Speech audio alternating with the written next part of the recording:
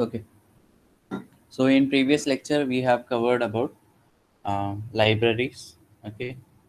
Genomic libraries. Okay. And हम लोग ने एकदम डिटेल में देखा था कि जीनोमिक लाइब्रेरी में कैसा होता है, कैसे उसको कंफर्म किया जाता है कि जीनोमिक लाइब्रेरी कंफर्म हो, मतलब जनरेट हुआ है कि नहीं हुआ. ओके. कंफर्मेशन का हम लोग आगे आएंगे. We have various kind of techniques to confirm if genomic library में मतलब जो इंसर्ट है इट इज़ प्रॉपर और not. It would be sequencing method. ठीक है. सो बट ये हम लोग जो सेपरेशन है वो अगारोस जेल इलेक्ट्रोफोरेसिस से करते हैं, राइट. ओके. ठीक है. सो उसका एक फिर then we were on the verge of starting chromosome library. Okay. So what is chromosome library? So genomic library क्या होता है? पूरा का पूरा जीनोम हम लोग ये उसका लाइब्रेरी जनरेट कर रहे हैं. ठीक है. बट क्या हो जाएगा, वो काफ़ी ज़्यादा टीडियस हो जाएगा, काफ़ी ज़्यादा टीडियस हो जाएगा. एंड थिंग इज कि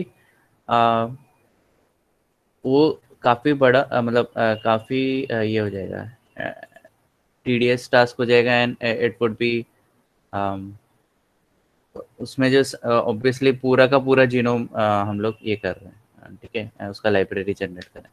सो इंस्टेड जैसे फॉर एग्जांपल अगर ठीक है, for it is fine for prokaryotes, sorry prokaryotes के लिए फाइन है. But for eukaryotes we can go for in another way. It would be much simpler. It is nothing but chromosome library. तो chromosome library में हम लोग क्या कर रहे हैं, ईच एंड एवरी क्रोमोसोम को हम लोग सेपरेट कर रहे हैं. एज एन हम लोग ईच एंड एवरी क्रोमोसोम का सेपरेट लाइब्रेरी जनरेट कर रहे हैं. ठीक है. ओके. तो सेपरेट लाइब्रेरी से क्या होगा, ईजी हो जाएगा. जो आगे जो फर्दर रिसर्च होने वाला है या कुछ फाइंड करना है तो वो काफ़ी ज़्यादा ईजी हो जाएगा. And it would be more manageable. ठीक है. एक एक सिंगल सिंगल क्रोमोसोम का लाइब्रेरी जनरेट करेंगे तो it would be more manageable. ठीक है. सो ऑब्वियसली अगर ह्यूमंस की बात करें तो ह्यूमंस में कितने क्रोमोसोम है? 22 pairs of autosomes and 1 pair of sex chromosome. ठीक है. ओके. सो मैं बोल सकता हूँ कि 22 प्लस 23 ये दोनों डिफरेंट है. तो बेसिकली कितने लाइब्रेरीज जनरेट हो सकते हैं? 24 लाइब्रेरीज जनरेट हो सकते हैं. ओके. 24 लाइब्रेरी जनरेट हो सकते हैं, chromosome library. Okay. Obviously X and Y are different. ठीक है. और ये करीबन करीबन सेम है तो इसका डिफरेंट लाइब्रेरी. ओके. तो इधर के 22 प्लस 1 प्लस 1. ठीक है. तो 24 लाइब्रेरीज जनरेट हो सकते हैं. तो जैसे मैंने बताया कि 24 लाइब्रेरीज में हम लोग ने सेपरेट कर दिए. तो ईच एंड एवरी क्रोमोसोम को हम लोग सेपरेटली स्टडी कर सकते हैं, इजीली स्टडी कर सकते हैं कौन से जीन्स है उसमें. ठीक है. अगर मैं जीनोमिक लाइब्रेरी जनरेट करता हूँ इन अगर फॉर एग्जांपल, तो मुझे पता नहीं रहेगा कि जैसे अगर मैं जीनोमिक लाइब्रेरी जनरेट कर रहा हूँ फॉर ह्यूमंस. ठीक है. ओके. सो फॉर एग्जांपल ये एक पर्टिकुलर जीन है. So I can not pinpoint कि ये कौन से क्रोमोसोम से क्रोमोसोम का ओरिजिन से है. ठीक है. कौन से क्रोमोसोम में है. ठीक है. सो क्रोमोसोम लाइफ मतलब ये किधर कौन से क्रोमोसोम में बैठा हुआ है, ये जीन किधर है. ठीक है. इस किधर कौन से क्रोमोसोम का, it belongs to which chromosome, right.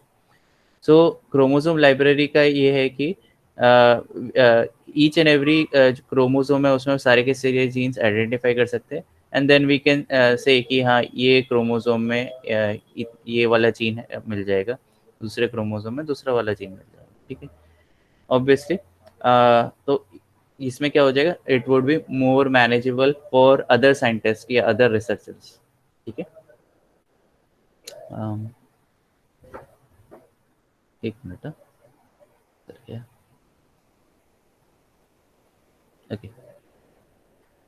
Okay. So इधर आ जाते वापस. Okay. We are referring epigenetics. Okay.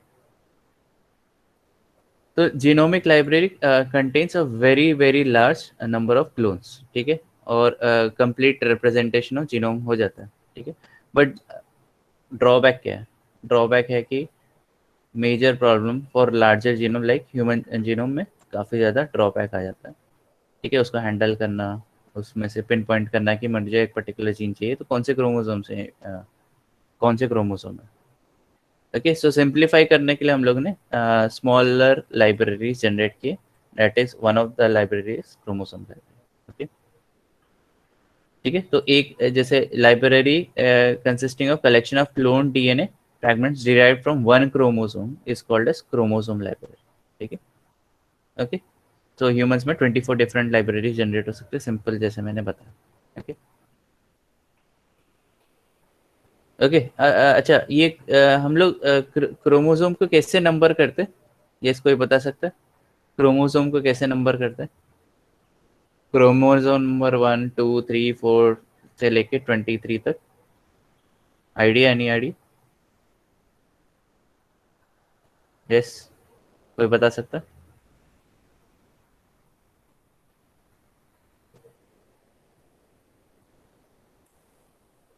Yes, कोई बता सकता है? So chromosome number 1 is largest chromosome, फिर उसके नीचे आता है क्रोमोसोम नंबर 2, उसका मतलब स्मॉलर साइज, फिर क्रोमोसोम नंबर 3, फिर क्रोमोसोम नंबर 4, मतलब डिसेंडिंग ऑर्डर में है, ठीक है। लार्जेस्ट फर्स्ट है, फिर डिसेंडिंग ऑर्डर में सारे क्रोमोसोम, ठीक है। ओके, तो सबसे ज्यादा जो आपको जीन्स मिलेंगे that would be in chromosome number 1, मतलब साइज के हिसाब से और या डीएनए का साइज में हिसाब से chromosome number would be largest and smallest would be 21st chromosome, ठीक है। 21st आई थिंक लास्ट में डिस्कवर हुआ था, इसलिए उसको सॉरी 22 लास्ट में डिस्कवर हुआ था तो उसको उसके बाद में डाला। ओके, एक मिनट आ जाते हैं। Okay, using this chromosome library can simplify later organizational step, जैसे genomic sequencing is assembled because of all clones of given library are by defined by same chromosome. Basically हम लोग क्या बोल रहे हैं कि जो मैनेजमेंट रहेगा, जो भी डेटा का मैनेजमेंट रहेगा, it would B simplified and easy, ठीक है। और जो भी आगे के प्रोसेस रहेंगे वो भी काफ़ी ज़्यादा ईजी हो जाएंगे, क्योंकि इट इज़ अ सब पार्ट ऑफ जीनोम लाइब्रेरी, ठीक है। तो chromosome would be more easy to handle. Okay, and इसका यूजफुलनेस आपको कभी किधर ज़्यादा दिखा? ह्यूमन जीनोम प्रोजेक्ट में, ठीक है। ह्यूमन जीनोम प्रोजेक्ट में इंस्टेड ऑफ मतलब जैसा हम लोगों ने बोला था, ह्यूमन जीनोम प्रोजेक्ट में क्या बोला था कि पूरा का पूरा सीक्वेंस करेंगे ह्यूमन डीएनए पर, but obviously human DNA is separated in 23 pairs of chromosomes, right, या 22 autosomes and X and Y, ठीक है। तो इसमें क्या हुआ कि आपका they followed chromosome library not genomic library, ठीक है। तो उन्होंने वैसे ही फॉलो किया, ठीक है। तो जितना ज़्यादा लेस कॉम्प्लेक्स रहेगा उतना ज़्यादा इजी रहेगा, सिंपलर रहेगा फॉर एनालिसिस, है ना। जीनोम लाइब्रेरी क्या हो जाएगा? कॉम्प्लेक्स हो जाएगा, बट अगर हम लोग क्रोमोसोम लाइब्रेरी देखेंगे तो it would be less complex या bit simpler in comparison to genomic library. Okay okay, obviously आपको जब भी आपको ये जो जीनोमिक लाइब्रेरी जनरेट करना है, इट इज़ नॉट इजी। वैसे ही सेम मेथड है आपको, जैसे हम लोग ने जीनोमिक लाइब्रेरी में देखा था यूज ऑफ रेस्ट्रिक्शन एंजाइम्स, आपको भी इधर रेस्ट्रिक्शन एंजाइम्स यूटिलाइज करने पड़ेंगे, क्योंकि ऑब्वियसली डीएनए ही है, ठीक है। Okay, obviously and you have to go for partial digestion. Hopefully सबको पता है कि कल जिसने लेक्चर्स अटेंड किए थे उनको पता रहेगा what is partial digestion. Okay okay, so इसमें क्या होता है, इंडिविजुअल क्रोमोसोम को सेपरेट किया जाता है according to its size and morphology, and then अगर एक सेपरेशन मेथड भी है, फ्लो साइटोमेट्री, आप उसको सेपरेट कर सकते हो, ठीक है। जब सेल माइटोसिस में रहेगा, ऑब्वियसली जब जो डीएनए रहेगा वो सबसे कंडेंस्ड फॉर्म में रहेगा इन फॉर्म ऑफ क्रोमोसोम, ठीक है। आप क्रोमोसोम क्लियरली देख सकते हो, ओके। एंड इसको फ्लोरेसेंट डाई से लेबल किया जाता है, इसको लाइट डिटेक्टर से पास किया जाता है एंड सेग्रीगेट किया जाता है, क्रोमोसोम नंबर 1 2 3 4 5 6 7 8 ब्ला ब्ला ब्ला, ठीक है। फ्लो साइटोमेट्री आपका फैक्ट्स हो जाता है, फ्लोरेसेंट असॉर्टेड सेल सॉर्टर, ठीक, I think fluorescence assisted, okay. तो फ्लो साइटोमेट्री में क्या होता है कि आप सेल्स को या डीएनए को, अभी सेल्स काफ़ी बड़े हो गए इन कंपैरिजन टू डीएनए, तो डीएनए को आप सेग्रीगेट कर सकते हो on the basis of the, अभी क्रोमो, वो जब कंडेंस फॉर्म में रहेगा तो उसमें डाई अटैच किया जाएगा, ठीक है। तो डाई को जो मशीन है रिकग्नाइज कर पाएगा एंड दे कैन सेग्रीगेट। अपने अगर अपने ब्लड काउंटिंग के लिए आपने अगर देखा रहेगा, if you have gone for CBC analysis, okay, CBC में क्या होता है, कंप्लीट ब्लड काउंट, तो आजकल सब ऑटोमेटेड रहता है, राइट। सो जब ऑटोमेटेड करते हैं तो वो भी एक टाइप का फ्लो साइटोमेट्री रहता है, जिसमें each and every cells are segregated on the basis of their size, ठीक है। वैसे ही फ्लो साइटोमेट्री में क्या हो रहा है, सेम मेथड है, ठीक है, बट उसमें क्या हो रहा है, ये आपका डाई यूटिलाइज कर रहा है, ठीक है, और डाई से dye will bind to particular chromosome, ठीक है, and thus we can segregate each and every chromosome, ठीक है। ये मशीन का ये रहता है, क्या बोलते हैं, सेल सॉर्टिंग कर, सेल सॉर्टर्स रहते हैं, या अभी क्रोमोसोम सॉर्टर बोल सकते हैं, okay. This system sort chromosome based on differences in dye intensities, ठीक है, dye intensities पे डिफरेंशिएट कर सकते हैं, ओके। ओके, आगे चलते हैं।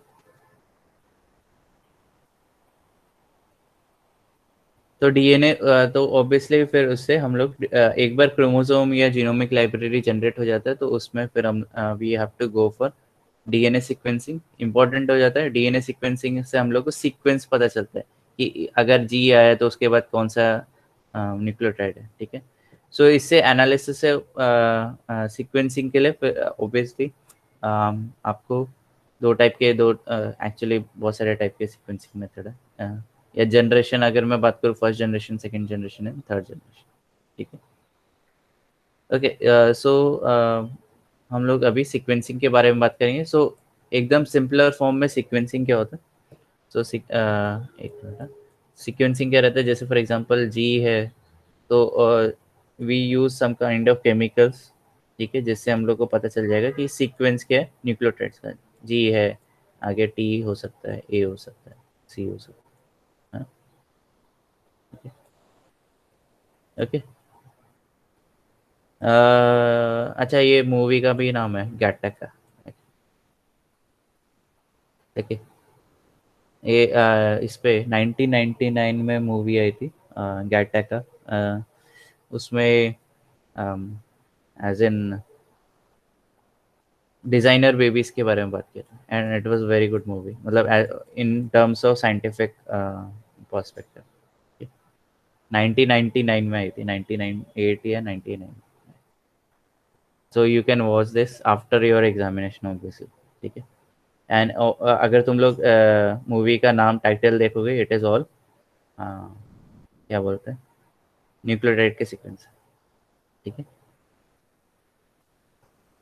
ओके, सो तो सीक्वेंस एनालिसिस की बात कर रहा था मैं, तो इसमें सो जो फर्स्ट जनरेशन सीक्वेंसिंग मेथड है, इट इज़ नथिंग बट जो फर्स्ट डिस्कवर हुआ था, या सॉरी इन्वेंट किया था, मैक्सम एंड गिलबर्ट मेथड, ठीक है। ये केमिकल मॉडिफिकेशन था, ठीक है। मैक्सम को शायद नहीं मिला, गिलबर्ट को नोबेल प्राइज मिला, ठीक है।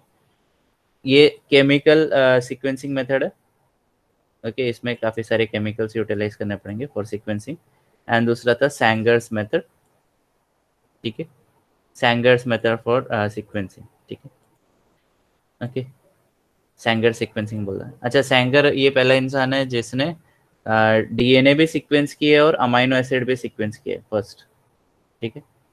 तो आई थिंक इसने सैंगर्स ने इंसुलिन को सीक्वेंस किया, ओके, इंसुलिन को सीक्वेंस किया, okay. So Sanger's sequence and Maxam and Gilbert, ये केमिकल मॉडिफिकेशन या केमिकल टेक्निक, ये दोनों भी सीक्वेंसिंग के लिए आए थे, and these both methods are utilized, okay. Just a second, एक हाँ, किसी को कुछ पूछ,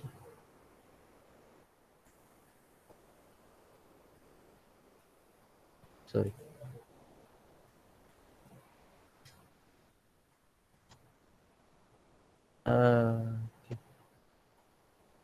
किसी को कुछ पूछना है? कुछ आवाज आया था मुझे।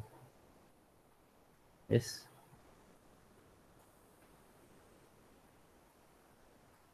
Okay, so Maxam and Gilbert and Sanger's, तो गिलबर्ट एंड सैंगर्स को दोनों को नोबेल प्राइज मिला, ठीक है। Okay, I don't know about Maxam, I don't, हो सकता है कि उसका डेथ हो गया रहेगा, तो जो नोबेल प्राइज रहता है वो खाली लिविंग जो जी रहे, मतलब जिसका डेथ हो गया उनको नहीं मिलता था। ओके। ओके, अनाउंसमेंट से पहले अगर किसी का डेथ हो जाता है तो उनको फिर निकाल दिया जाता है, तो गिलबर्ट एंड सैंगर्स को मिला। And Sanger's was first human to sequence both DNA amino acids, ठीक है। ओके, सो ये केमिकल मेथड एंड ये आपका इसमें एंजाइम्स यूटिलाइज हो रहा है। एंड अभी जो इसके बाद इसका भी मॉडिफिकेशन हुआ, तो ये it is less utilized, Maxam and Gilbert method. And Sanger's method is modified, हम लोग यूटिलाइज करते हैं एज एन 11 years बैक तक modified Sanger sequencing method utilize करते हैं, मॉडिफाइड, ठीक है। ओके,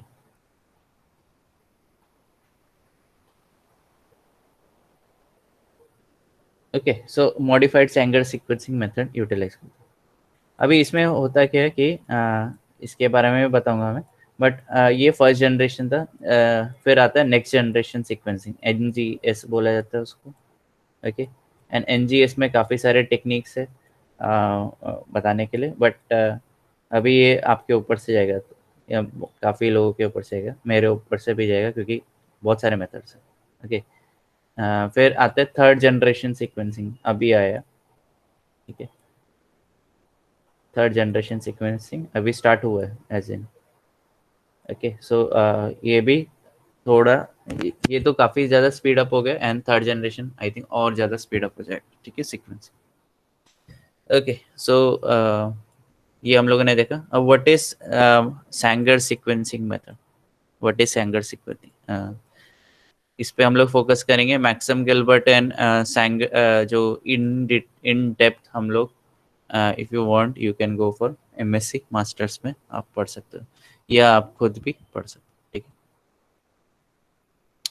है। ओके, सो सैंगर सीक्वेंसिंग मेथड में क्या होता है बेसिकली, आपका जो जैसे सीक्वेंस रहता है, ठीक है, 5' रहता है और 3' OH रहता है, राइट, इधर, ओके, ठीक है। अभी क्या होता है, इनकमिंग न्यूक्लियोटाइड आता है, तो फॉर एग्जांपल अगर मैं बोलूँ कि ये मुझे ये पर्टिकुलर सीक्वेंस, ये जीन है उसको सीक्वेंस करना है, ठीक है, तो इसमें क्या करूँगा, ऑब्वियसली ये प्लाज्मिड में, कोई ना कोई प्लाज्मिड में, है ना, तो मुझे खाली ये सीक्वेंस करना है, ये जीन ऑफ इंटरेस्ट सीक्वेंस करना है। ओके, ओके, तो मैं क्या कर सकता हूँ, इधर मैं प्राइमर ऐसे डिज़ाइन कर सकता हूँ कि जो इसको बाइंड करे, ठीक है। एंड ऑब्वियसली सीक्वेंसिंग के लिए जब भी मैं ये यूज़ करने वाला हूँ, वेक्टर यूज़ करूँगा, ध्यान से सुनो, वेक्टर की बात करूँ, तो वेक्टर यूज़ करूँगा तो वो सिंगल स्टैंडर्ड ये अपना SSDNA कैरी करना चाहिए, ठीक है। So for sequencing we have to use single standard DNA। Okay, अभी इधर क्या होगा, मैं एक प्राइमर डिज़ाइन करूँगा, and primer designing is also necessary and very important, क्योंकि success of experiment of this sequence will depend on primer, ठीक है। अगर प्राइमर इधर नहीं बाइंड किया, इधर बाइंड किया, तो तुमको गलत सीक्वेंस मिलेगा, ठीक है। तो प्राइमर एकदम कॉम्प्लीमेंट करना चाहिए, ठीक है, and it should be very very specific, ठीक है।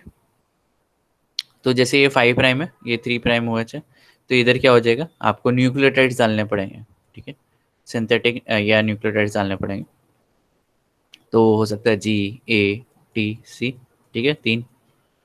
Okay, now these nucleotides will get added इधर, ठीक है, बाय कौन, DNA पॉलीमरेज। अच्छा, तो DNA पॉलीमरेज आपको अच्छा वाला DNA पॉलीमरेज यूटिलाइज करना पड़ेगा, नॉट इक्वल है 1, ठीक है। तो इधर आता है आपका आते हैं काफ़ी ज़्यादा, गोल्ड आता है, gold DNA polymerase. Basically gold क्यों बोल रहा हूँ, क्योंकि it has very very high efficiency. जैसे मैं एग्जांपल देता हूँ टैग का। ओके, सो जो पहले जो टैग बना था इट वाज विदाउट एनी क्या बोलते हैं आपका proof reading activity. It didn't had proof reading activity. ठीक है, तो प्रूफ रीडिंग नहीं हो रहा था तो क्या हो रहा था, गलत न्यूक्लियोटाइड्स जा रहे थे। ओके, तो क्लोनिंग के लिए चलेगा, but when you have to go for a sequencing, आपको पता करना है कि सीक्वेंस है क्या, तो उधर आपको गलती नहीं करनी है। ठीक है, तो you have to use very high quality DNA polymerase. Okay, so आगे चलते हैं। तो हम लोगों ने नॉर्मल, नॉर्मल क्यों बोल रहा हूँ वो भी मैं बताऊंगा। तो नॉर्मल न्यूक्लियोटाइड्स हम लोग को डालना। ठीक है, ओके, सो ये अगर ये 100 के रेशियो में है तो व्हाट इज एबनॉर्मल, 100:1 के रेशियो में डालते हैं तो 1 रेशियो के है। इधर हम लोग ये नॉर्मल डीऑक्सी न्यूक्लियोटाइड है, and we will be using for, हम लोग ने सैंगर्स मेथड पढ़ा ना, सैंगर्स मेथड की बात करें तो हम लोग सैंगर्स मेथड को पूरा नाम है Sanger's dideoxy sequencing method. Okay, dideoxy sequencing method. तो डाई डीऑक्सी में क्या होता है आपका, कि आप मॉडिफाइड, सो डाई डीऑक्सी इधर आप D D N T Ps use कर रहे हो। ठीक है, instead of D N T Ps आप D D N T Ps use कर रहे हो। So okay, what is N T Ps? N T Ps are nucleotide triphosphate. Okay, nucleotide triphosphate. ठीक है, ये एक एन टी पी होगी। Okay, so D N T Ps क्या होगा, ये हम एन टी पीस बोला तो मतलब आर एन ए होता, डी एन टी पीस बोले तो डीऑक्सी, डीऑक्सी ऐड हो गया। ठीक है, तो ये आपका डीएनए हो गया। ठीक है, डीएनए न्यूक्लियोटाइड। अब मैं D D D N T piece बोल रहा हूँ तो मतलब डाई डीऑक्सी न्यूक्लियोटाइड ट्राइफॉस्फेट। ठीक है, मतलब ये डीएनए है ये, बट मॉडिफाइड है। क्यों मॉडिफाइड है? अभी अगर तुम लोग स्ट्रक्चर देखोगे राइबोस शुगर का, जो कि आरएनए में रहता है। ठीक है, हम लोग केमिस्ट्री में, बायोकेमिस्ट्री में आ गए। ठीक है, सो अगर तुम लोग देखोगे इधर, ओके, इधर ऐसा रहता है, तो ये फर्स्ट कार्बन रहता है। ओके, इधर इधर सेकेंड कार्बन रहता है, सॉरी इधर फर्स्ट कार्बन, सॉरी सॉरी, ये फर्स्ट कार्बन है, सेकेंड कार्बन है, ये थर्ड कार्बन है, फोर्थ कार्बन है, और फिर इधर एक और कार्बन आता है CH2O। ठीक है, ये फिफ्थ कार्बन हो जाता है। तो ठीक है, राइबोस पेंटा, उसमें 5 कार्बन रहता है। ओके, अभी इसमें क्या होता है, इसमें OH रहता है, और इधर भी, एक मिनट, माउस का प्रॉब्लम। ओके, इधर OH रहते हैं और इधर भी OH रहता है। So this is ribose sugar. ठीक है, अभी होता क्या कि आपका जो डीऑक्सी न्यूक्लियोटाइड होता है ना, एक मिनट है, इसको मॉडिफाई।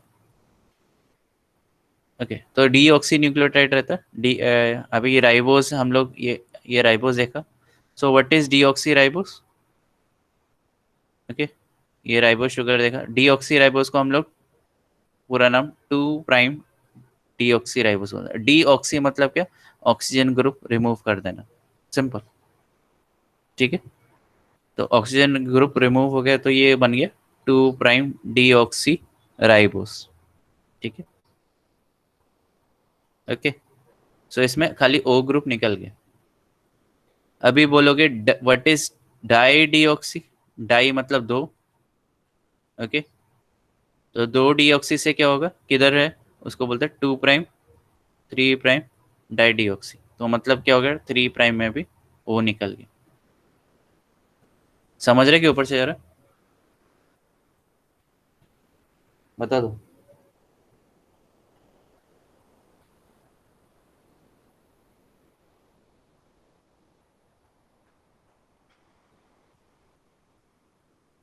पक्का ना? ओके, सो इधर क्या हो गया, डाई डीऑक्सी। अब बोलोगे कि इधर ये दो ऑक्सीजन निकालने का क्या जरूरत है? पहला तो ऑब्वियसली डीऑक्सी न्यूक्लियोटाइड डीएनटीपी डीएनए चाहिए आपको। 3' O निकालने का एक रीजन है, क्यों है रीजन है, तो इधर आ जाते हैं हम लोग। जब भी सीक्वेंसिंग होता है, ठीक है, जैसे फॉर एग्जांपल ये प्राइमर है और फिर इधर ऐड हो रहा है GATC ऐसे, ठीक है, और हम लोगों ने क्या डाला 1:100:1 का रेशियो में डाला। 100 नॉर्मल न्यूक्लियोटाइड है, 1 DD डबल DDNTP से, ठीक है। तो इसमें क्या होता है अभी, एन ये सीक्वेंस के बहुत सारे कॉपीज रहते हैं, मतलब लाइक 10,000 1 मिलियन कॉपीज तक भी रह सकते हैं।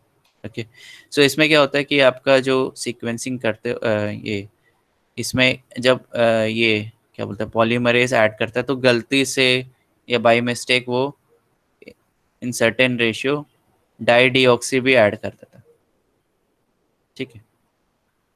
ओके, सो अभी ये याद रखो जब भी सीक्वेंस इधर बढ़ता है तो इधर 5 prime phosphate and 3 prime OH रहता है, ठीक है।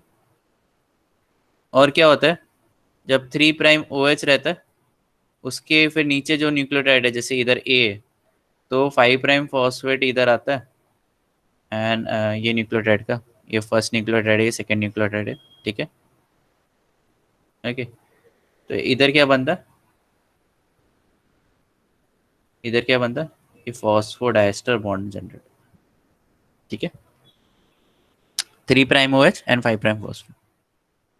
तो इसके पास 3 प्राइम OH है, 3 इसके पास भी है, इसके पास भी है, इसके पास नहीं है, 3 प्राइम OH नहीं। तो जब भी दूसरा नेक्स्ट न्यूक्लियोटाइड आने की कोशिश करेगा तो इधर फॉस्फोडाइस्टर बॉन्ड नहीं जनरेट होगा, ठीक है। तो इधर फॉस्फोडाइस्टर बॉन्ड नहीं जनरेट होगा तो क्या होगा, तो जैसे फॉर एग्जांपल इधर है तो इधर आगे के न्यूक्लियोटाइड्स नहीं आगे न्यूक्लियोटाइड्स नहीं डालेंगे, ठीक है। तो that would be that means कि सीक्वेंस इतना ही रहेगा, ठीक है। फिर जैसे दूसरा न्यूक्लियोटाइड रहेगा GATC इधर ही रुक जाएगा, ठीक है, ये वाले C में नहीं आएगा, ठीक है। तो रैंडमली ये सारे डाइडिऑक्सी न्यूक्लियोटाइड्स ऐड होते रहेंगे, ठीक है। तो कहीं तीसरे न्यूक्लियोटाइड में खाली मैंने C का ही बताया, ठीक है। तीसरे न्यूक्लियोटाइड में आगे के सीक्वेंस चलते जाएंगे GATTC, ठीक है, GC इधर ही रुक जाएगा, ठीक है। तो आपको क्या मिलेंगे, वेरिंग लेंथ के डाइडिऑक्सी न्यूक्लियोटाइड्स मिलेंगे। ओके, आप उसको सेपरेट करोगे एक पतले से जेल में और वो जेल पॉलीएक्रिलामाइड जेल रहेगा, ठीक है। एंड इसका लेंथ करीबन 100 सेंटीमीटर रहेगा, मतलब 1 मीटर के approximately, ठीक है। इसमें क्या होगा, पॉलीएक्रिलामाइड का जो पोर साइज है it is very very low, ठीक है। इसमें क्या होगा, इवन 1 न्यूक्लियोटाइड का डिफरेंस रहेगा, जैसे इधर है इधर है, ठीक है, 1 न्यूक्लियोटाइड का डिफरेंस रहेगा, it can separate that also, ठीक है। तो 1 न्यूक्लियोटाइड का भी सेपरेट ये गैप रहेगा तो वो सेपरेट कर देगा, ठीक है। तो जैसे इधर है, इधर आपको 3 सेगमेंट्स मिल जाएंगे, एक थोड़ा है, ओके, ठीक है। तो आपको 3 सेगमेंट्स मिल जाएंगे, जैसे खाली इधर इधर का ही बता। वैसे ही ये हमने C के बारे में बात किया, वैसे G का भी होगा, फिर T का भी का होगा, A का भी होगा, ठीक है। तो जो मैक्सिमम सॉरी सैंगर्स डाइडिऑक्सी मेथड था उसमें 4 पुराना वाला मेथड, उसमें 4 वेल्स यूज करने पड़ते थे और सेम DNA डालना जाता था 4 वेल्स में। और फिर C के लिए अलग से हम लोग को न्यूक्लियोटाइड्स डालने पड़ते थे। और इधर क्या था, प्राइमर वाज फ्लोरेसेंटली लेबल्ड, ठीक है। ओके, सो अलग अलग लेबल किया जाता है, जैसे ब्लैक हो गया, ब्लू हो गया, येलो हो गया, ठीक है, और ग्रीन हो गया। ओके, से वैसे हम लोग को फिर जो ऑब्वियसली इधर हम लोग को देख नहीं पाएंगे तो we use laser technology detection के लिए। फ्लोरेसेंस लेवल है ना, लेज़र टेक्नोलॉजी से डिटेक्ट करेंगे एंड हम लोग को एक पर्टिकुलर हिस्टोग्राम पैटर्न मिल जाता है। बट मॉडिफाइड सैंगर्स डाइडिऑक्सी मेथड में हम लोग इंस्टेड ऑफ प्राइमर को लेबल करने के जगह हम लोग DDNTPs को लेबल कर देते हैं। इससे फ़ायदा क्या होता है, आपको इंस्टेड ऑफ 4 वेल्स आप खाली एक वेल में पूरा चारों रिएक्शन रन कर सकते हैं, ठीक है। तो यही blue, black, yellow and green, इधर DNTP को लेबल किया जाता है, जैसे GATC है तो इधर एक को ब्लू, एक को ब्लैक, एक को येलो, एक को ग्रीन लेबल किया जाता है, ठीक है। और एक वेल में ही आपके सारे DNA और एक ही वेल में DNA रन कर सकते हो, तो आपको सेपरेशन मिल जाए। ओके, समझ में आ रहा है कि ऊपर से जा रहा है, बता दो।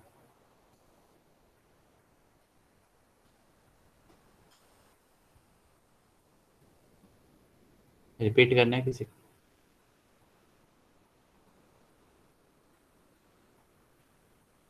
Okay Rohit.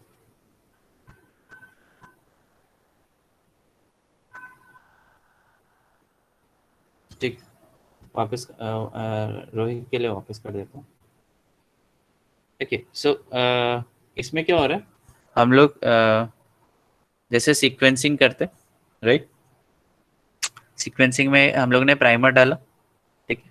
Primer will bind to a particular site, and फिर इसमें DNA पॉलीमरेज डाला, हाई क्वालिटी का DNA पॉलीमरेज, एंड जो न्यूक्लियोटाइड्स भी डाले, और एंड DNTPs भी डाले, तो ये क्या हो जाएगा, एक्सपैंड हो जाएगा, और DNA पॉलीमरेज ऐड करता रहेगा क्योंकि 3' OH है, ओके। और एक पर्टिकुलर साइड में वो इंस्टेड ऑफ नॉर्मल न्यूक्लियोटाइड वो डाइडिऑक्सी न्यूक्लियोटाइड डाल देगा, जिसकी वजह से आगे सीक्वेंस रुक जाएगा, क्योंकि उसके पास 3' OH नहीं है, इट हैज 3'H, ठीक है। तो 3'H एंड 5' फॉस्फोडाइस्टर बॉन्ड नहीं जनरेट करेंगे, ओके। सो इसमें आपको फिर आपको यूटिलाइज करना पड़ेगा पेज, ठीक है, एंड वो 100 मीटर्स लॉन्ग रहेगा। दूसरा जो मैंने बोला था कि जो ओरिजिनल सैंगर्स मेथड था, उसमें प्राइमर को फ्लोरेसेंटली लेबल किया था, ठीक है। इसमें वो एक प्राइमर को ब्लू कलर का, एक प्राइमर को ब्लैक कलर का, ठीक है। तो एंड फिर ऑब्वियसली आपको फिर डिफरेंट, तो प्राइमर को लेबल करने के बाद उसमें वैसे न्यूक्लियोटाइड्स डाल लेते हैं, जैसे इसमें खाली आपका G जाएगा, इसमें खाली A न्यूक्लियो डाइडिऑक्सी न्यूक्लियोटाइड्स डाले, इसमें खाली T वाले डाइडिऑक्सी न्यूक्लियो, इसमें C डाले, ओके, उस हिसाब से। नाउ नेक्स्ट थिंग इज, इसमें क्या हुआ था, प्राइमर को लेबल किया था, एंड एक एक वेल में खाली एक ही न्यूक्लियोटाइड डाइडिऑक्सी न्यूक्लियोटाइड डाला था, बाकी सब मटेरियल सेम ही था। बट अगर तुम लोग देखोगे जो मॉडिफाइड सैंगर डाइडिऑक्सी मेथड है, उसमें इंस्टेड ऑफ प्राइमर हम लोग DNTPs को लेबल कर रहे हैं by blue black fluorescent dyes, ठीक है। ओके सो इसमें क्या हो रहा है कि आपको बिगेस्ट एडवांटेज क्या है कि एक ही वेल में आप सारे डाइडिऑक्सी न्यूक्लियोटाइड्स डाल रहे हैं, ओके, एंड आपको काफ़ी हाई एफिशिएंसी से रिजल्ट मिल जाएगा, ठीक है। तो मतलब आपका 2/5 स्पेस में काम हो रहा है, ठीक है, 1/4 में स्पेस में, सॉरी 1/4 में 1/4 स्पेस में काम हो रहा है, ठीक है, 25% बोल सकता हूँ, ठीक है। एंड बाकी जो स्पेस है वो आप दूसरे सीक्वेंस के लिए रन कर सकते हैं, ठीक है। तो आप मल्टीपल जीनोम के सीक्वेंस एक साथ रन कर सकते हैं, वो फायदा हो जाता है, ठीक है। तो इधर जैसे इधर पहले क्या था, 4 वेल्स यूटिलाइज हो रहे थे एक इसके लिए, अभी आपको instead of and that 4 wells will be used for different organism sequence, ठीक। तो ये काफ़ी ज़्यादा एडवांटेज मिल जाता है, ठीक है। ओके, एक ही वेल में आपको चारों न्यूक्लियोटाइड्स डालने एंड DNTPs लेबल्ड रहेंगे, एंड ऑब्वियसली आपको लेजर सिस्टम यूटिलाइज करना पड़ेगा ताकि आप डिटेक्ट कर पाए, क्योंकि आप नेकेड आइज से तो नहीं देखने वाले ना, ठीक है। ओके सो ये ऐसा सीक्वेंसिंग रहता, एक बार देख लो, होपफुली रोहित समझ में आया रहेगा।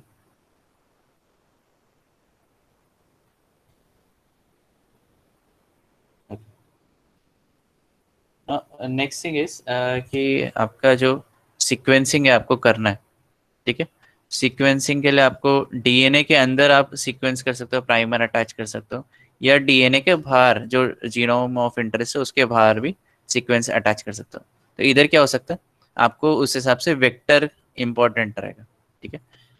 वेक्टर इंपॉर्टेंट है, देखो मैंने क्या बोला, जो सीक्वेंस है, ठीक है, आपको सीक्वेंस के अंदर का सीक्वेंस पता होना चाहिए, तो थोड़ा डिफिकल्ट हो जाता हो, ठीक है, क्योंकि आपको सीक्वेंस ये नॉलेजेबल है। बट अगर आपके पास अननोन सीक्वेंस है, ठीक है, तो आप ऐसे रैंडमली तो नहीं डाल सकते ना, प्राइमर डिजाइन नहीं कर सकते। तो आप क्या कर सकते हो, ऐसा वेक्टर यूटिलाइज कर सकते हो जिसमें आपने स्पेसिफिकली कुछ सीक्वेंसेस डाले जो आपके नोन है, ऑब्वियसली नोन है, ठीक है। तो अब ये सीक्वेंस इधर, और एक फ्लैंकिंग रीजन मतलब इसके, ये जो जीन है, जीन ऑफ इंटरेस्ट है, उसके आजू बाजू में, मतलब एक लेफ्ट साइड में एक राइट साइड में आपके सीक्वेंसेस नोन होने चाहिए। उसके हिसाब से आप प्राइमर जनरेट कर सकते हो, ठीक है। तो एक फॉरवर्ड प्राइमर हो जाएगा जो आगे से इधर सीक्वेंस करता रहे, और एक रिवर्स प्राइमर हो जाएगा जो कि इधर से सीक्वेंस करेगा, ठीक है। ठीक है, तो ये आपका एक फॉरवर्ड प्राइमर हो जाता है, एक रिवर्स प्राइमर हो जाता है, ठीक है, फॉरवर्ड एंड रिवर्स। तो ये सीक्वेंसेस आपके नोन होने चाहिए, वही इधर भी दिखाया, ठीक है। तो ये यूनिवर्सल सीक्वेंसेस है, मतलब क्या, अ, ये नोन रहेगा, ठीक है। यूनिवर्सल है मतलब मैं सारे ऑर्गेनिज्म के लिए यही सीक्वेंस, मतलब मेरे को वापस प्राइमर डिजाइन करने की जरूरत नहीं पड़ेगी, क्योंकि वो भी काफी लॉन्ग प्रोसीजर है, ठीक है। एंड उसका मैंने एक बार डिजाइन किया तो प्राइमर आने के लिए पहले तो आई थिंक 6 मंथ्स लगता था, अभी काफी कम लगता है, ठीक है। तो इधर SP6 universal primers and T7 universal sequencing primer utilize कर सकते हैं, और फिर आपने जो जीन ऑफ इंटरेस्ट डाला उसको पूरा सीक्वेंस कर सकते हैं, ठीक है, समझा ये के ऊपर से गया।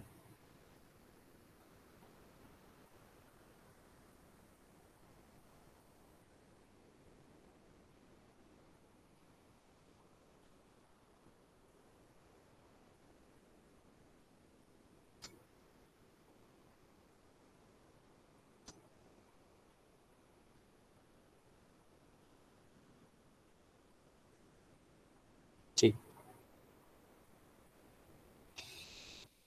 ओके, चलो आगे चलते हैं। इधर, ओके। तो इधर प्राइमर्स अनिल हो जाते हैं, एंड वो जो आपका जीन ऑफ इंटरेस्ट है जो इधर blue colour, dark blue colour में दे रखा है और इधर 2 लाइन डाला है, वो उसको सीक्वेंस कर देंगे, ओके। वही डाइडिऑक्सी का भी डाला होता है, ओके। इधर मैंने जो बता दिया, डाइडिऑक्सी में 3' OH की जगह 3' H रहता है, ठीक है। एकदम डिटेल में हम लोग नहीं जाने वाले, क्योंकि बहुत डिटेल में नहीं चाहिए, ओके। तो ये बताया, देखो इधर जैसे इधर आपका नॉर्मल ए के जगह अभी डाइडिऑक्सी वाला है, तो ये इधर सीक्वेंस रुक जाता है 3' H, ठीक है, ओके। सो इधर जैसे टी है, इधर सी है, तो आपको डिफरेंट डिफरेंट सीक्वेंसेस मिलेंगे, दिखे आपको, दिख रहा है ये छोटा सा सबसे सीक्वेंस है, उसके बड़ा ये है, उसके बड़ा ये है, उसके बड़ा ये है, ठीक है। तो आपको ऐसे सीक्वेंस मिल जाएंगे, ठीक है। और आपको खाली सेपरेट करना है इन पर प्रॉपर जेल, पॉलीक्रेलामाइड जेल, ठीक है, ओके।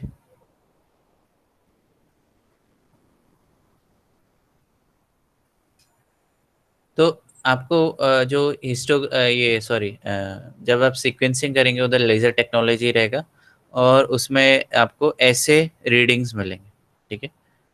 तो which is nothing but peaks, इसको पीक्स बोला जाता है, हिस्टोग्राम बोला जाता है, सिंपल में अगर मैं बोलूँ हिस्टोग्राम है ये, ठीक है।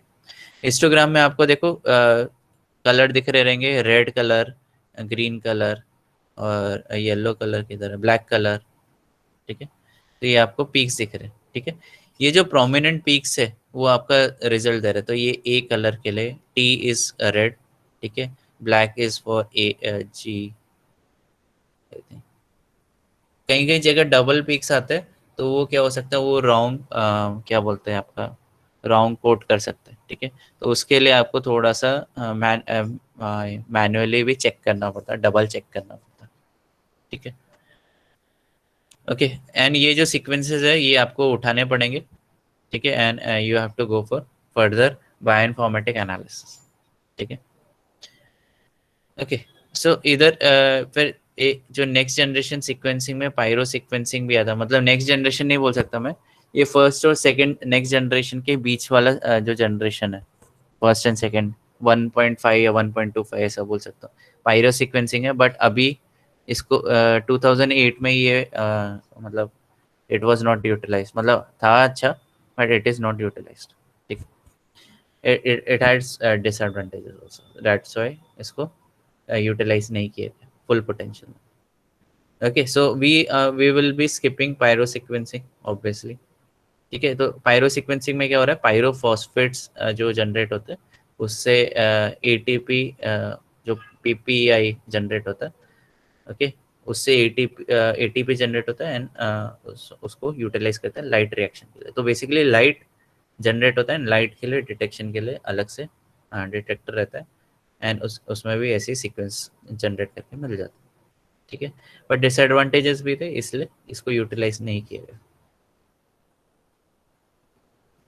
ठीक है, तो एक बार डीएनए आपका सीक्वेंस होके मिल जाता है तो उसका फिर एनालिसिस करना पड़ेगा आपको।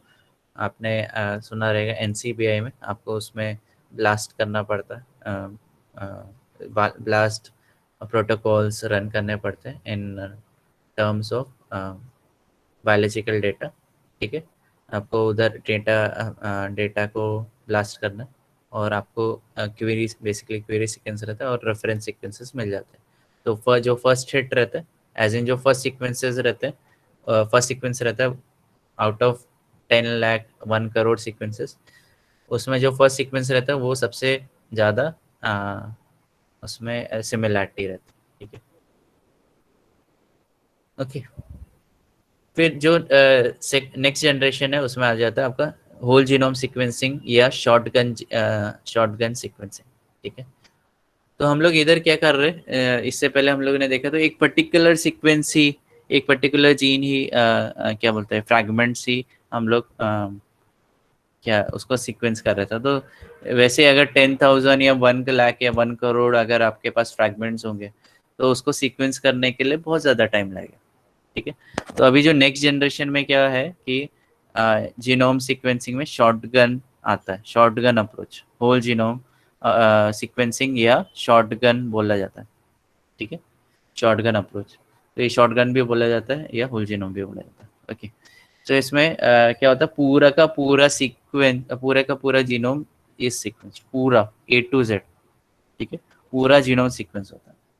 ठीक है, हम लोग डिटेल में नहीं जा रहे क्योंकि ये भी काफ़ी बड़ा है and it is not in your syllabus. Okay, तो इसमें क्या होता है, खाली मैं ओवरव्यू दे रहा हूँ आपके एक्स्ट्रा अंडरस्टैंडिंग के लिए। तो इसमें क्या होता है, पूरा का पूरा क्रोमोसोम निकाला जाता है, उसके फ्रैगमेंट्स किए जाते हैं, वेरियस फ्रैगमेंट्स किए जाते हैं और फिर जेल में उसको रिजॉल्व किया जाता है and then each and every fragment को प्यूरिफाई करके उसका क्लोन लाइब्रेरी बना के उसमें से उसको सीक्वेंस किया जाता है। ठीक है, और जो ओवरलैप्स है इट इज़ वेरी इंपॉर्टेंट कि ओवरलैप होने से क्या हो जाता है, एक दूसरे सीक्वेंस को पता चल जाता है, होल जीनोम का सीक्वेंस वैसे ही किया जाता है। ठीक है, काफ़ी इफिशिएंट है। ठीक है, बट अभी जो थर्ड जनरेशन आया है वो it is much more efficient. ठीक है, तो ये तुम लोग के लिए अगर इंटरेस्टेड हो तो ये पढ़ सकते हो, next generation sequencing, whole genome sequencing, shotgun sequencing approach. Okay, next है,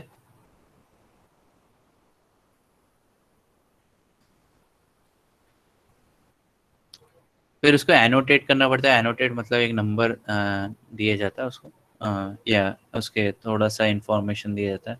एनोटेशन में आपको ऐसा आपके खुद के नंबर देने पड़ते हैं। ठीक है, ऐसा, और फिर उसके बारे में जैसे RS1, या अगर मेरा जीनोम है, मतलब मेरा ये है सेगमेंट है, तो VK101। ठीक है, ऐसे नाम दे सकते हैं। ठीक, तो इसको it is nothing but annotation. उसके नीचे फिर पूरा ATGC जो भी सीक्वेंसेस रहेगा वो रहेगा। ओके, समझ आया कि ऊपर से गया, ऊपर से जाने वाला चीज़ है बट मैंने एकदम सिंप्लीफाइड वर्जन में बताया।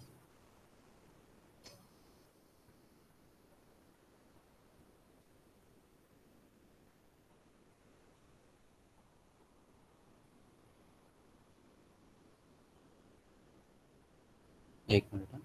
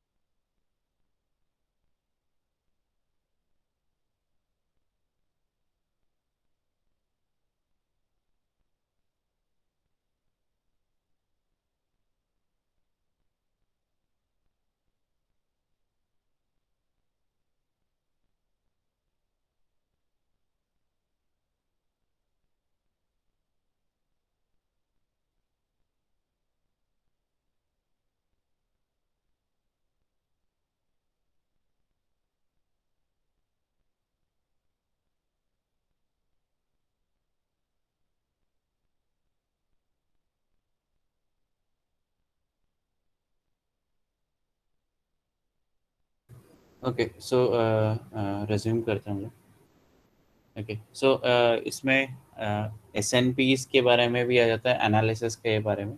जब ये एक बार डीएनए सीक्वेंस करके मिल रहा है आपको, so you you you can go for S N P analysis. You can go for S N P analysis. तो इससे आपको पता चल जाएगा कि किधर ये एक टाइप के S N Ps are type of DNA marker, ठीक है। तो इससे हम लोग पोजिशनल क्लोनिंग कर सकते हैं, काफ़ी ज़्यादा एडवांटेजेस है, ठीक है। ओके, अभी खाली मैं ओवरव्यू बता रहा हूँ क्योंकि इतना डिटेल में नहीं है, ठीक है। और फिर इससे फिर हम लोग दूसरे भी जब डीएनए माइक्रो एरे करेंगे तो ये इसके लिए करेंगे, C DNA library.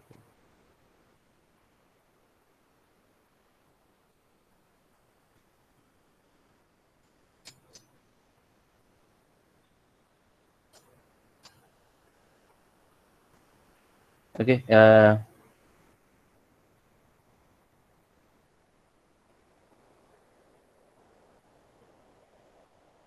Okay, so इसमें एक मिनट, हाँ रुको। तो एस एन पी एनाल सॉरी, मेरा ध्यान कहीं और है। एस एन पी एनालिसिस में क्या हो रहा है कि आपका सिंगल न्यूक्लियोटाइड पॉलीमॉर्फिज्म से आपको ये एक टाइप के डीएनए मार्कर्स है, ठीक है। तो आपको किधर किधर डीएनए मार्कर्स है वो भी पता चल जाएगा, ठीक है, एक बार सीक्वेंस कर दिया तो।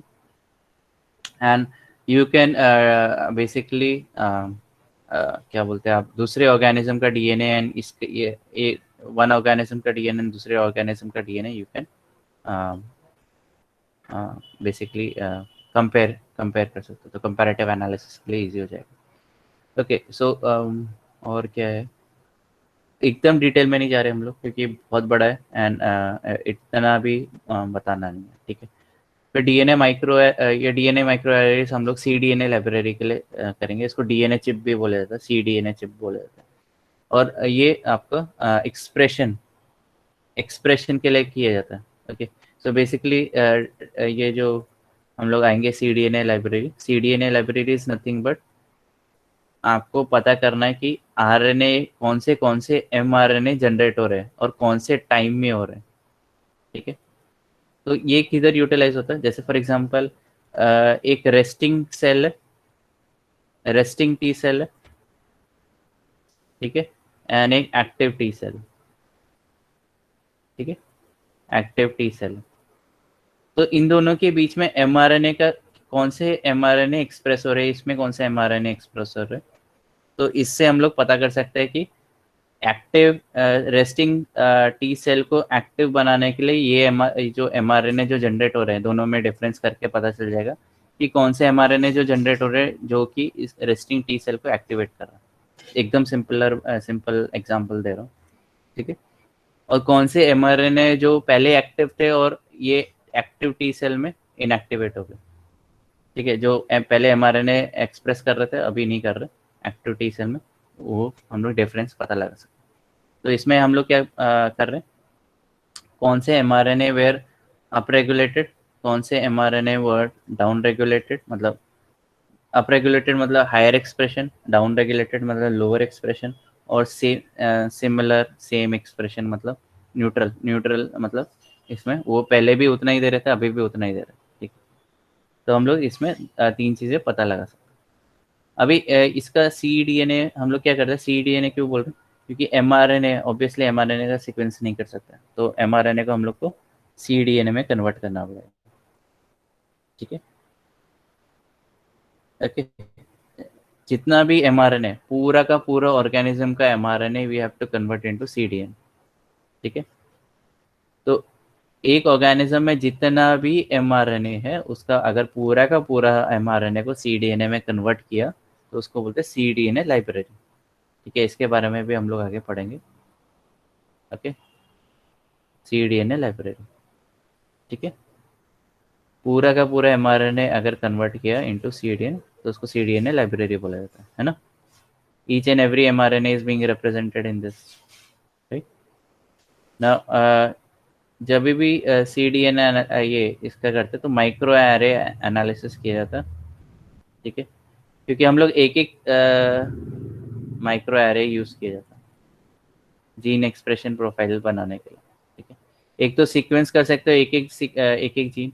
अगर मुझे हर एक सीक्वेंसेस के बारे में पता है, ठीक है, बता रहा हूँ, तो कौन से जीन्स ओवर एक्सप्रेस कर रहे हैं, कौन से जीन अंडर एक्सप्रेस कर रहे हैं, ये मैं पता कर सकता हूँ भाई micro array technology.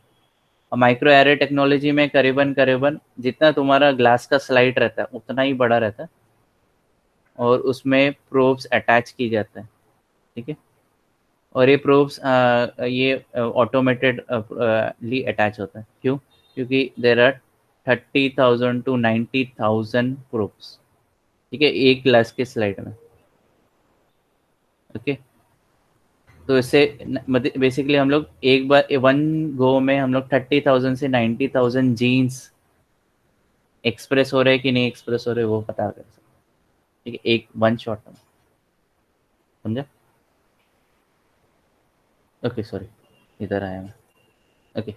So micro array technology में मैं इधर ये रेस्टिंग टी सेल और एक्टिव टी सेल के बारे में, ओके। माइक्रो एरे टेक्नोलॉजी में मैं आरएनए को कन्वर्ट कर रहा हूँ एमआरएनए को इनटू सीडीएनए, ठीक है। तो इसको बोलते हैं सीडीएनए लाइब्रेरी, ओके। जितना भी एमआरएनए सारे सबको कन्वर्ट कर दिया इनटू सीडीएनए तो इसको सीडीएनए लाइब्रेरी बोला जाता है, ओके। एंड उसका ऑब्वियसली उसको सीक्वेंस कर सकते हैं, एंड कौन सा जीन कब बन रहा है वो अगर एनालिसिस करना है we can go for microarray technology, ठीक है। तो कौन से जीन्स जनरेट हो रहे हैं, कौन से जीन्स एक्सप्रेस हायर एक्सप्रेस कर रहे हैं, कौन से जीन्स लोअर एक्सप्रेस कर रहे हैं, कौन से जीन्स न्यूट्रली एक्सप्रेस कर रहे हैं, तो वो पता कर। अगर वो अप रेगुलेटेड है तो मतलब हायर एक्सप्रेशन है, डाउन रेगुलेटेड है मतलब लोअर एक्सप्रेशन है, लोअर देन नॉर्मल, और न्यूट्रल है मतलब उतना ही एक्सप्रेशन हो रहा है, उसका उसका एक्सप्रेशन कम नहीं हो रहा, ज़्यादा नहीं हो रहा, उतना ही का उतना ही, ठीक है। तो I can differentiate between resting T cell and active T cell के एक्टिविटी पे, कौन सा एमआरएनए जनरेट कर रहा है ये, कौन सा एमआरएनए जनरेट कर रहा है, ठीक है। समझ में आया कि ऊपर से क्या बता दो।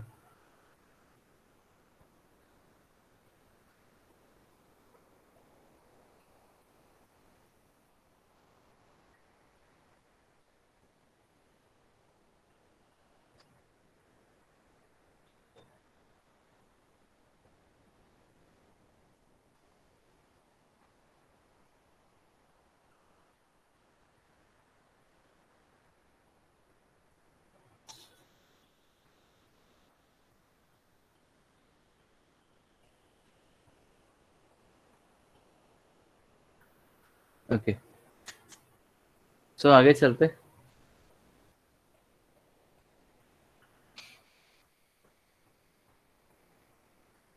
अच्छा, चार लोग ही बोल रहे हैं, बाकी लोग सो रहे हैं या नाश्ता कर रहे हैं पीछे, हाँ? ठीक है, चलो आगे चलते हैं। 10 सेकेंड, 1 मिनट।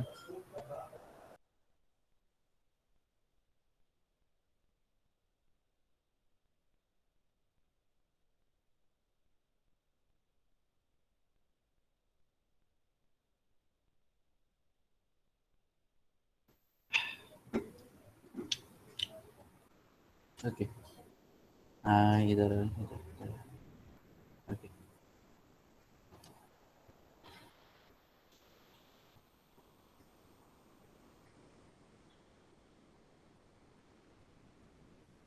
ओके, सो इसमें दूसरे प्रोसेस भी यूज़ कर सकते हैं, हाइब्रिडाइजेशन मेथड यूटिलाइज किया जा सकता है। हाइब्रिडाइजेशन मेथड में आपको ऑब्वियसली सीक्वेंसेस चाहिए रहेंगे, या टारगेट सीक्वेंसेस चाहिए रहेंगे। उससे भी कर सकते हैं आप नॉर्दर्न सदर्न वेस्टर्न हाइब्रिडाइजेशन। वैसे northern and southern is would be enough. ठीक है, ओके। तो 1 मिनट इधर आ जाता है। एसएन, ये तो सीडीएनए का एनालिसिस है, तो उसमें डीप में नहीं जा रहा। ओके, सिंथेसिस ऑफ सीडीएनए में आ जाता है। तो सीडीएनए लाइब्रेरी के बारे में बात करेंगे अभी। ठीक है, तो क्योंकि एमआरएनए आर केमिकली अनस्टेबल, ठीक है। मैंने जैसे बताया था, एमआरएनए का जो हाफ लाइफ है वो करीबन 30 मिनट्स होता है, ठीक है।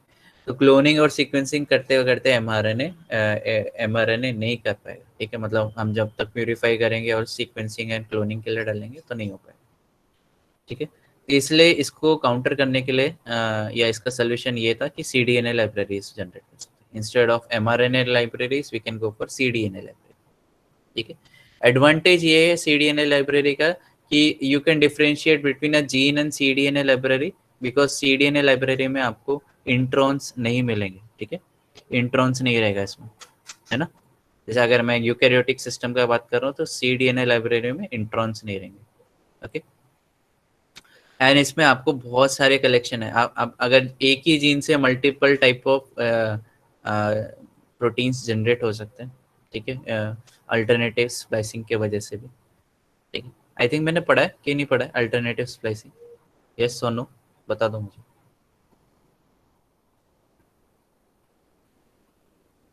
अल्टरनेटिव स्प्लाइसिंग पता है कि नहीं पता?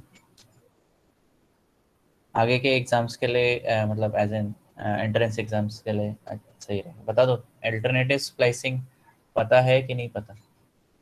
स्प्लाइसिंग सबको पता रहेगा, अभी तो इंट्रॉन्स रिमूव होता है, but what do you mean by alternative splicing? Anyone ये बता सकता है? कोमल, पपीहा, नूर, नैतिक, रोहित, यस, वैष्णवी, स्वाति, कोई बता सकता है कि नहीं बता सकता? पता है कि ऊपर से गए? ओके, सो 1 मिनट, इधर आ जाता हूँ। So you know about mic चल रहा ना मेरा? ऑडिबल हो? यस। सो जैसे फॉर एग्जांपल ये एक सीक्वेंस है इधर से इधर तक, ठीक है। एंड इधर तुम्हारा एक्सॉन 1 है, एक्सॉन 2 है, एक्सॉन 3 है, एक्सॉन 4 है, ओके। ओके, सो इंट्रॉन 1 इधर आ जाता है, इंट्रॉन 2, इंट्रॉन 3, ओके। तो नॉर्मल स्प्लाइसिंग में क्या होता है कि आपका E1 E2 3 4 ये एक साथ आएंगे और कोई भी इंट्रॉन नहीं आएगा, ठीक है, सिंपल। कोई भी इंट्रॉन नहीं आएगा, ये होता है नॉर्मल स्प्लाइसिंग। अल्टरनेटिव स्प्लाइसिंग में क्या होता है कि हो सकता है ये इंट्रॉन को इंक्लूड किया जाए इधर, ठीक है। तो ये इंट्रॉन इधर आ जाएगा, ओके। एंड इंट्रॉन 2 एंड 3 को निकाल दिया जाएगा। दूसरे केस में क्या हो सकता है, इंट्रॉन 1 को छोड़ के इंट्रॉन 2 या 3 दोनों भी इंक्लूड हो सकते हैं। परम्यूटेशन कॉम्बिनेशन देख रहे हैं, ओके। या इंट्रॉन 2 ही इंक्लूड हो जाए, या ऐसा भी हो सकता है ये सब छोड़ के खाली इंट्रॉन 3 आ जाए, ठीक है। इसको बोलते हैं अल्टरनेटिव स्प्लाइसिंग। मतलब क्या होता है, इंट्रॉन को स्किप किया जा सकता है स्प्लाइसिंग से, मतलब बचाया जाता है। उससे क्या होता है, जीन्स में वेरिएशंस आते हैं and some variations are necessary. ठीक है। तो जो जीन्स में वेरिएशन इंक्लूड हो जाएगा। ओके, समझा कि ऊपर से क्या अल्टरनेटिव स्प्लाइसिंग में क्या होगा, आपको alternative forms of mRNA generate करके मिलेंगे। ठीक है। उसमें हो सकता है इंट्रॉन, एक इंट्रॉन अंदर आ जाए। ठीक है, it will be included with exons and थोड़ा सा वेरिएशंस आएगा जीन्स। होपफुली आपको समझ में आया रहेगा। नहीं समझ में आया रहेगा तो बता दो।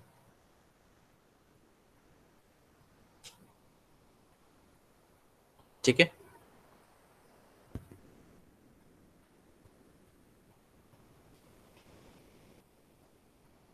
ओके, सो ऑब्वियसली आपको इधर जो CDNA लाइब्रेरी में क्या करना पड़ेगा, फर्स्ट जो स्टेप रहेगा आपको mRNA आइसोलेट करना है। ठीक है, फर्स्ट स्टेप के mRNA मॉलिक्यूल्स आइसोलेट करने। ठीक है, क्योंकि आपको CDNA बनाना है, कॉम्प्लीमेंट्री डीएनए। फिर सेकेंड स्टेप में आपको क्या करना पड़ेगा, RT रिवर्स ट्रांसक्रिप्टेज एंजाइम आपको आइसोलेट करना पड़ेगा, है ना, दूसरे ऑर्गेनिज्म से। तो ये मिल जाएगा। तो रिवर्स ट्रांसक्रिप्टेज यूज करोगे तो क्या हो जाएगा आपका, इधर आ जाते हैं। ओके, सी ये mRNA है, इसका ये कॉम्प्लीमेंट्री स्टैंड बनाएगा। ओके, सो इस DNA जनरेट होगा और फिर इसको तोड़ दिया जाएगा RNA से। ओके, सो ये बच जाएगा और फिर खुद से इसको पूरा का पूरा CDNA जनरेट किया जाएगा। CDNA, सी मतलब क्या, complementary DNA, complement to what, mRNA। ठीक है, mRNA से आपको उसका डबल स्टैंडर्ड कॉपी जनरेट करके मिलता है। ठीक है, तो यही सेम टेक्निक आपका HIV यूटिलाइज करता है, CDNA जनरेट करता है। ठीक है, उसका थोड़ा जो मैकेनिज्म है इट इज़ मोर कॉम्प्लिकेटेड, जो हम लोग ने आई थिंक प्रीवियस सेमेस्टर में देखा है शायद। ओके, सो mRNA से CDNA, तो we are preparing CDNA library, basically we are indirectly preparing mRNA library. ठीक है, बट mRNA लाइब्रेरी नहीं बोला जाता, it is a wrong word, so we say CDNA library. Okay, ठीक है। तो ये जो एंजाइम है, ऑब्वियसली आपको पता है रिवर्स ट्रांसक्रिप्टेज एंजाइम ज़्यादातर आपको वायरसेस में मिलते हैं, राइट। वायरसेस में ही मिलेगा। कौन से वायरसेस में, आपका रेट्रोवायरसेस में मिल जाएगा या हेपेटाइटिस वायरस में मिल जाएगा।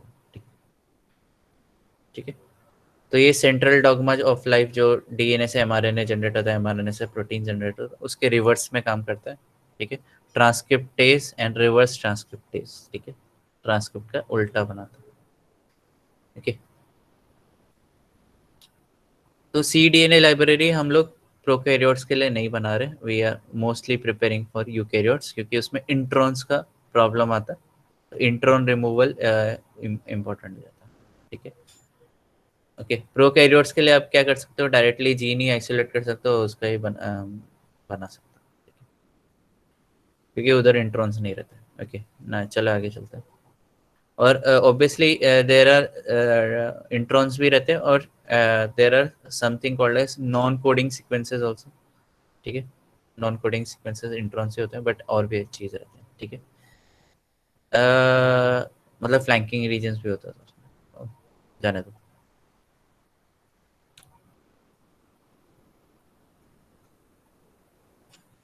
ठीक है, आगे चलते हैं अभी। तो इससे आपको RNA, not only RRNA, mRNA sorry, RRNA, tRNA and mRNA, snRNA का ये सारे के सारे RNA आपके मिल जाते हैं एज एन आपका CDNA, उसका लाइब्रेरी जनरेट किया जा सकता है। ठीक है, ओके।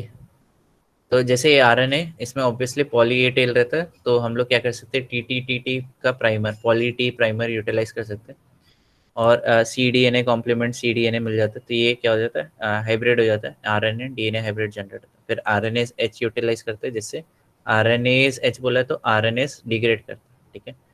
कंप्लीट डिग्रेड नहीं होता है, कुछ सीक्वेंसेस रह जाते हैं, और जिससे क्या होता है, D N A polymerase one हम लोग यूटिलाइज करते हैं, तो वो पूरा सीक्वेंस भी करके दे दे, डीएनए सिंथेसिस भी होगा, एंड जो आरएनए स्ट्रैंड बच गया उसको रिप्लेस भी कर देगा, ठीक है, और डीएनए लाइगेस लाइगेट कर देगा। फुली दिस इज सिंपल, ठीक है। तो पॉली ए टेल यूज किया, पॉली ए टेल रहता है यूकैरियोट्स में, ठीक है, तो उसका फायदा उठाना, and poly poly T would be primer, ठीक है। आरएनए डीएनए हाइब्रिड जनरेट होगा, आरएनएस एच यूटिलाइज होगा, पॉलीमरेज यूटिलाइज होगा, पॉलीमरेज वन यूटिलाइज होगा, डीएनए लाइगेस यूटिलाइज होगा, एंड कंप्लीट आपको C D N A strands मिल जाएंगे। अब यही C D N A strand को हम लोग क्लोन करना है, ठीक है ना। C D A library generate करना है तो क्लोन करना पड़ेगा, ओके। अभी इसमें क्या हो गया, लिंकर्स यूज करना पड़ेगा, क्योंकि ये C D N A library generate हुआ, तो वी डोंट नो एंड कि जो हम लोग रेस्ट्रिक्शन एंजाइम यूटिलाइज करेंगे उसके अंदर ये कट मारेगा कि नहीं मारेगा, ठीक है। तो हम लोग क्या करेंगे, बैम लाइक लिंकर्स लेंगे, जैसे इधर दे रखा है बैम एच वन, ठीक है, okay. Bam H one utilise करेंगे, और बैम एच वन को हम लोग ब्लंट एंड है ये, ठीक है, ब्लंट एंड है, तो ब्लंट टू ब्लंट लाइगेशन होना पड़ेगा इधर, ठीक है। ध्यान से देखो, इधर आ जाता है, तो इधर क्या बोला कि आपका ये डबल स्टैंडर्ड डीएनए और ये ब्लंट है, ठीक है, नो स्टिकी एंड्स, तो चेक ये अटैच नहीं होगा आपका, क्या बोलते हैं इधर, वेक्टर्स पे अटैच नहीं होगा, ठीक है। तो इसलिए हम लोग को क्या करना है, स्पेशली इधर हम लोग को कुछ सीक्वेंसेस अटैच करने पड़ेंगे, ओके, कुछ सीक्वेंसेस अटैच करने पड़ेंगे, तो इनको लिंकर्स बोला जाता है, ठीक है, लिंकर, ओके। एंड फिर हम लोग ये जो स्पेसिफिक लिंकर है उसको फिर तोड़ा जाता है with specific primer, specific sorry restriction enzymes, ठीक है, जो कि आपको आपका क्या प्रोड्यूस करेंगे, it will produce sticky ends, ठीक है। ये ऐसे रेस्ट्रिक्शन एंजाइम्स होते हैं जो अंदर कट ना मारे, ठीक है, ये इसका ध्यान दिया जाता है, ठीक है, ओके। तो आपको स्टिकी एंड्स मिल गए अभी, ठीक है कि नहीं। अभी आप इसको क्लोन कर सकते हो, आपने इसको बैम एच वन से अगर फॉर एग्जांपल ट्रीट किया, तो आपको वेक्टर को भी बैम एच वन से ट्रीट करना पड़ेगा, ओके। बैम एच वन से ट्रीट किया, then you have to ligate into vector, ठीक है। लाइगेशन हो गया, then you will go for library preparation, ठीक। और उसका आप ये कर सकते हैं, क्या बोलते हैं, सीक्वेंस कर सकते हैं, सिंपल। इसका आपको ऑर्गेनिज्म के अंदर डालना पड़ेगा, इसके कॉपी नंबर बढ़ाने पड़ेंगे, then you can go for sequencing, ठीक है। तो समझे, लिंकर्स ये होते हैं, ओके। तो ये जो हम लोगों ने देखा, इट वाज लिंकर। लिंकर में क्या होता है कि आपको पहले सीक्वेंसेस ऐड करने पड़ेंगे, and then you have to cut with it with restriction enzyme. अच्छा, ये ध्यान रखो, ये जो लिंकर्स है इधर blunt to blunt end attach हो रहा है, ठीक है। तो इधर आपका नॉर्मल डीएनए लाइगेस यूटिलाइज नहीं कर सकते, ई को लेकर डीएनए लाइगेस यूटिलाइज नहीं कर पाते, आपको इधर T4 5 का डीएनए लाइगेस ही यूटिलाइज करना पड़ेगा, ठीक है, क्योंकि वो कम क्वांटिटी में अच्छे से चिपका के देगा, ठीक है, एक टाइप का फेविकॉल टाइप होगी।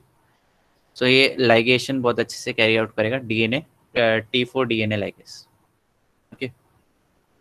तो ब्लंट एंड्स के लिए हम लोग यही यूटिलाइज करते हैं, ओके। एक बार सीक्वेंस हो गया, आपको सीक्वेंस के बारे में पता चल गया, then you can go for further analysis. आप पूरा का पूरा जीन्स के जो भी है उसका सीक्वेंस निकाल सकते हो। वैसे ही आपको सारे एमआरएनए, जितना भी एमआरएनए एक ऑर्गेनिज्म में, आप उसका एमआरएनए निकालो, उसको सीडीएनए में कन्वर्ट करो, ठीक है, और फिर उसको उसका लाइब्रेरी जनरेट करो, ठीक है, उसको सीक्वेंस करके लाइब्रेरी जनरेट कर सकते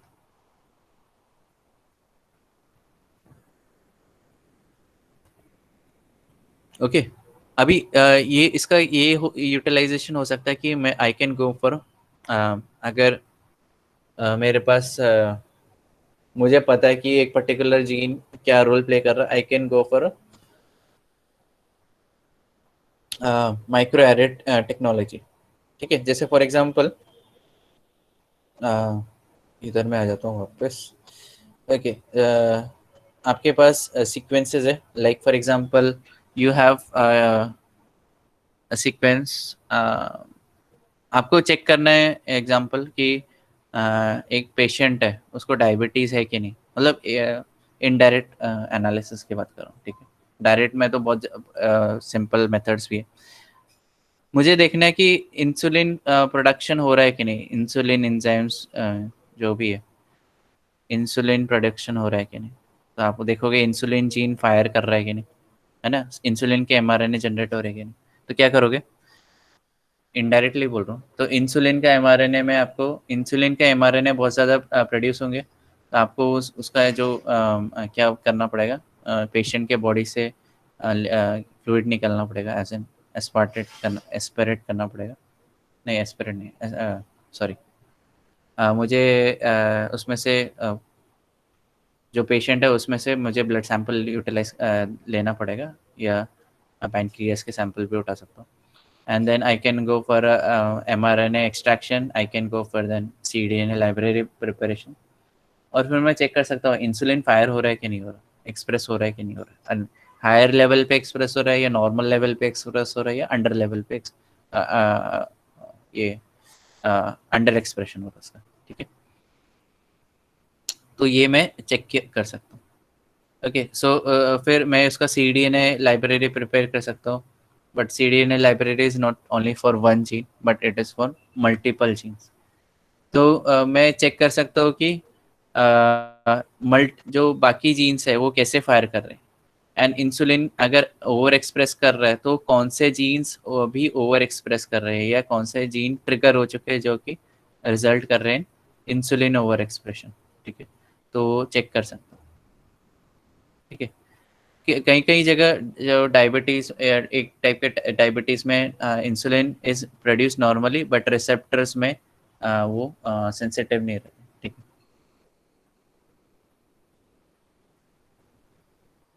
ओके,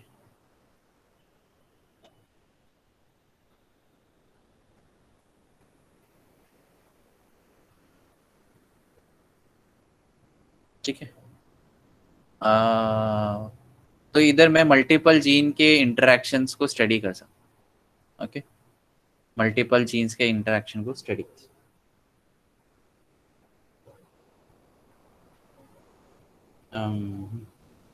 ओके, सो इधर आपको मतलब खाली एक नहीं, I can go for a multiple gene analysis using cDNA library and microarray technology। ठीक, ओके, सो ठीक है, उसका सीक्वेंस भी कर सकता हूँ cDNA लाइब्रेरी के सीक्वेंस, जैसे हम लोगों ने जीनोमिक लाइब्रेरी का किया था वैसे ही cDNA लाइब्रेरी के सीक्वेंसेस कर सकता हूँ। एंड मैं सीक्वेंस से पता चल सकता है कि अगर जीन में कोई एबरेशन है कि नहीं, चेंजेस है कि नहीं, देख सकता हूँ। ठीक है, ये हम लोग को पढ़ने की ज़रूरत नहीं है, genome of archaea, genome of bacteria. ठीक है, बट आई थिंक खाली तुम लोग को आगे के फ्यूचर एग्जामिनेशन की, मतलब एज एन एंट्रेंस एग्जामिनेशन की बात कर रहा हूँ, उसमें तुमको आएगा कि फर्स्ट जो ऑर्गेनिज्म कौन सा सीक्वेंस हुआ था, it was nothing, no, not equal, it was Haemophilus influenza. ठीक, Haemophilus influenza was first organism to be sequenced, cellular organism. ठीक, okay, not equal, it was Haemophilus influenza. तो ये आता है, काफ़ी आता है, फर्स्ट सेलुलर ऑर्गेनिज्म टू भी उसका जीनोम सीक्वेंस ही होता है, वो हेमोफिलस इन्फ्लुएंजा। ठीक है, क्योंकि इसका जीनोम सबसे छोटा है इसलिए इसको सीक्वेंस किया था। ओके, फिर बाद में बहुत सारे इसका एनालिसिस हुआ। अभी ये एक टाइप का डीएनए जीनोम है। ठीक है, इसका हेमोफिलस इन्फ्लुएंजा। ओके, फिर बाकी सारे ऑर्गेनिजम्स के भी एनालिसिस हुए, including rice, Oryza sativa, Pisum sativa, ऐसे ओराइजा सटाइवा। ओके, ह्यूमन का भी हुआ होमो सेपियंस सेपियंस, एंड माउस का भी हुआ मस मस्कुलस।